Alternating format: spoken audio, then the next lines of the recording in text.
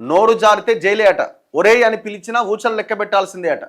నా ఫోన్ నా ఇష్టం, నా సోషల్ మీడియా ఖాతాలో నాకు నచ్చిన పోస్టులు పెడతా, నచ్చకపోతే ఎవరినైనా తిడతా, ఇష్టానుసారంగా కామెంట్స్ పెడతా అంటే ఇకపైన కుదరదట.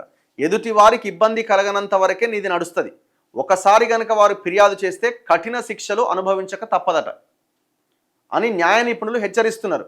కొత్త క్రిమినల్ చట్టం భారతీయ న్యాయ సంహిత అలాంటి వారిపైన ఉక్కుపాదం మోపబోతున్నదట.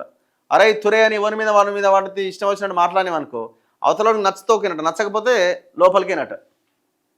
మరి ఇది ఎట్లా వాడతారు? ఇది ఇప్పుడు నచ్చని అంటే ఎట్లా? ఇప్పుడు సరే బూతులు తిట్టడం అన్నది తప్పు, ఓకే, అంతవరకు ఓకే.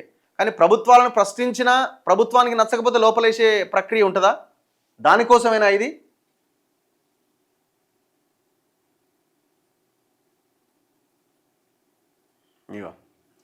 కోపంలోనో ఆవేశంలోనో ఎదుటి వ్యక్తిని అరై తురే అని పిలుస్తున్నారా? ఫోన్లలో, వాట్సాప్ చాట్స్లో, సోషల్ మీడియా వేదికగా ఇతరులను ఇష్టం వచ్చినట్టుగా దూషిస్తున్నారా? అయితే కఠిన శిక్షలు అనుభవించక తప్పదని న్యాయ నిపుణులు హెచ్చరిస్తున్నారు.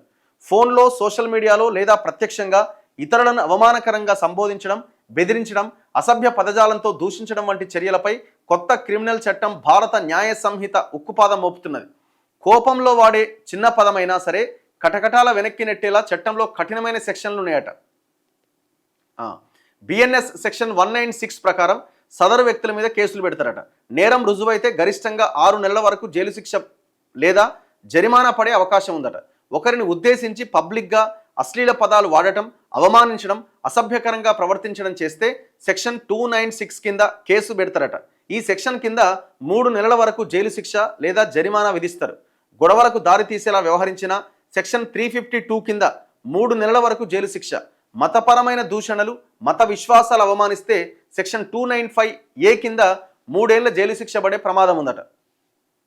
సో 7 years లోపని నాన్ బెయిలబుల్ సెక్షన్సే కదా, సరే బెయిలబుల్ సెక్షన్సే కదా.